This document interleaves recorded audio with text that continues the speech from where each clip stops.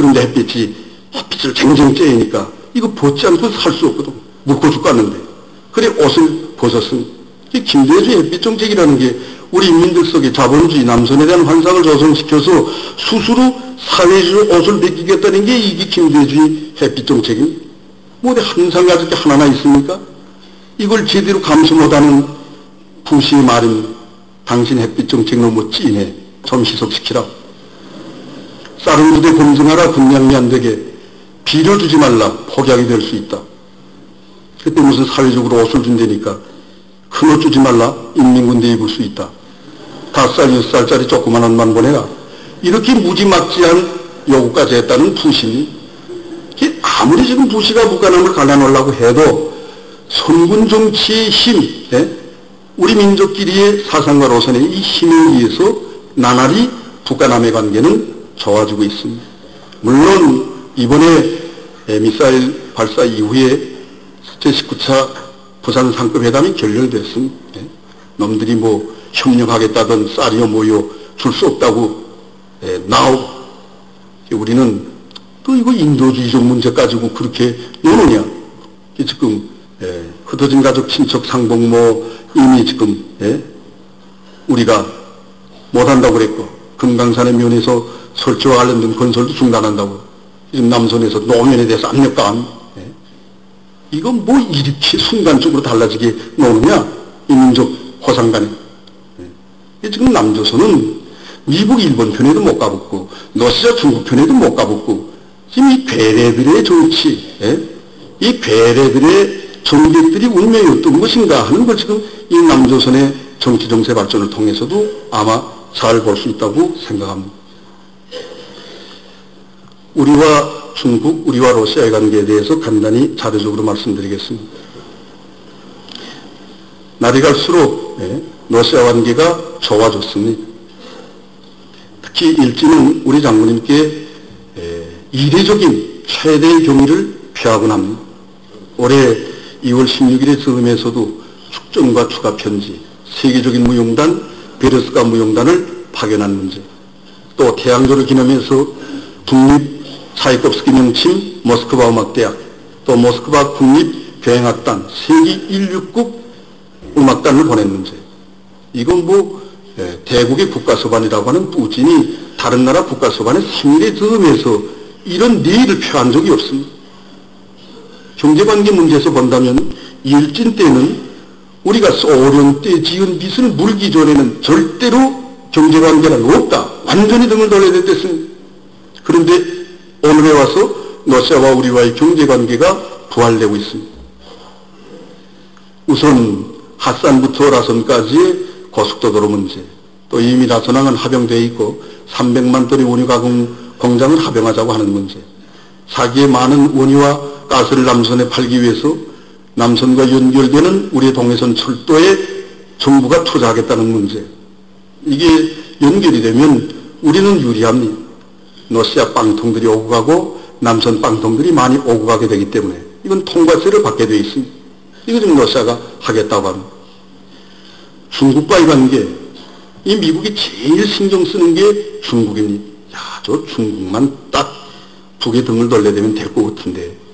그래서 등 돌려대라. 그러면 대만 문제, 또 경제 문제에서 중국은 미국 편에 선다. 미국 잡지에 이런 자료가 실린 적도 있습니다. 지금 북조선 경공업 제품의 80% 이상이 중국산이다. 뭐 자료 자체가 틀리다고 말할 수 없습니다. 고난행군 가행군 하면서 우리가 경업 제품들을 많이 생산 못했고 최근에 와서 당쪽 요구는 경업 제품을 생산해서 쓰는 것보다 사다 쓰는 것이 경제적이면 사다 쓰는 것이 원칙입니다. 이건 또 세계의 또 추세이기도 합니다. 그러다 보니까 이웃의 큰 나라인 이 중국 제품이 우리와 관계가 좋으니까 많이 들어오게 되어 있습니다. 그래 이런 현상을 두고 물론 부분적이지만 일부 사람들 속에서 중국의 강택민이 우리나라 병리과장 노릇을 했다 이런 말도 있었습니다. 또 중국이 대문화혁명 당시 우리의 경업 제품이 압록강을 넘어서 많이 들어갔습니다. 이건 중조 두 나라 인민들이 어려울 때일수록 서로 협조하고 도우면서 산다는 의미입니다. 중국이 우리를 얼마나 중시하는가. 우선 지난해 4,500만 달러 이상에 해당되는 대한신선 판유리 공장을 무상으로 제공했습니다. 기술적 상태로 보면 이런 현대적인 판유리 공장은 중국에도 없다고 그랬습니다. 자기네가 생산하지 못하는 설비들은 다 사다가 중국 기술자들이 직접 나와서 우리 건설자들과 기술자들과 힘을 합쳐서 조업시고지 했고 지금도 기술자들이 있습니다. 10월에 지난해 호군도에 평양 방문이 있었습니다.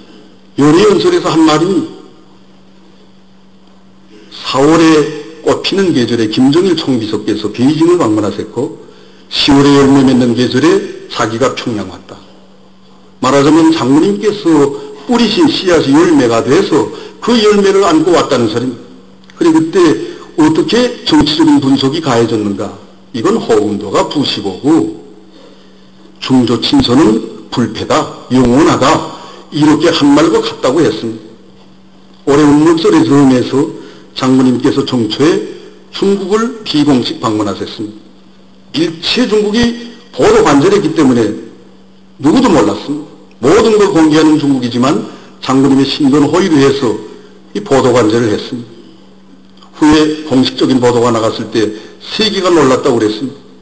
아니 호군도가 평양을 방문한 지 석 달도 못 됐는데 어떻게 돼서 김정일 국방위원장이 중국을 방문했는가?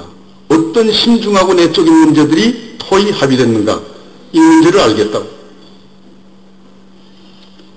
프랑스 신문의 보도입니다. 이번 김정일 국방위원장의 중국 방문은 말 그대로 비공식 방문이었다. 그런데 어떻게 돼서 중국의 4세대 중앙영도 집단이 모두 떨쳐나서 수행했는가? 4세대 할 때는 모태통, 등소평, 강택민, 호군도, 중앙영도 집단 할 때는 9 더하기 1 집단, 앞에 9은 중국 공산당 정치국 상무위원 숫자고 부류수 하나는 강택민이니 이 12명이 오늘 중국을 영도하는 중앙영도 집단입니다. 여기서 부류수 하나에 속하는 강택민은 연료해서 외교에 나오질 못합니다. 9명 당 정치국 상무위원들이 모두 떨쳐나서 장군님을 맞이했고 연회를 차려드렸습니다.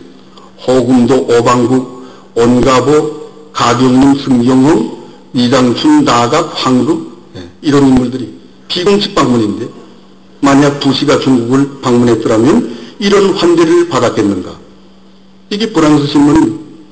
영국의 로이터 통신은 중조 친서는 강철의 동맹이다. 지금껏 미국이 중국 보고 북조선과 중국 둘 중에서 하나를 택하라.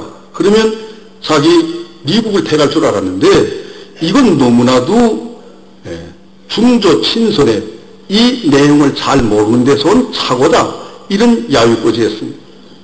오늘 중국이 우리를 중시하게 되는 건 우리가 그렇게 강하기 때문입니다. 우리가 없으면 미국의 정치 군사적 영향이 압록강을 위협하게 되어 있습니다. 우리가 없으면 미국의 영향력이 이 두만강을 위협하게 되어 있습니다. 그리고 언젠가 러시아에 잡힌 이런 내용도 있었습니다. 만약 미국이 영향력이 두만강까지 온다면 러시아는 천문학적 숫자를 투자해야 될 것이다. 이게 우리가 있어서 우리가 초대국이라고 자처하는 미국을 딱 막아주기 때문에 중국은 안정된 정책 속에서 자기 정책을 관철시켜 나갈 수 있습니다. 이런 큰 힘을 가진 동맹자가 있는데 중국이야 얼마나 이게 유리하겠습니까? 그러니까 미국이 아무리 뒤에서 쏠라닥거리고 뭘 쐐기를 박자고 해도 이게 통하지 않는다. 중국과의 경제무역관계에서 지난해 17억 달러라고 숫자가 나왔습니다. 뭐 남선에서 한나라당이 계속 로미오연합을 퍼준다고 그러지만 10억 달러 미만이다. 그렇기 때문에 남선이 신경 쓴다고 그러지 않습니까? 우리가 중국과의 경제관계가 더 깊어지는 것, 이것 때문에 은근한 경쟁이 하게 되는 거랑 같다. 그래서 우둔한 부시지만 일본 보고 한 말이 있습니다. 너 일본 혼자 경제제 통하지 않아. 중국과 북조선, 러시아 북조선, 남조선과 북조선 경제거리가 계속 깊어지는데 너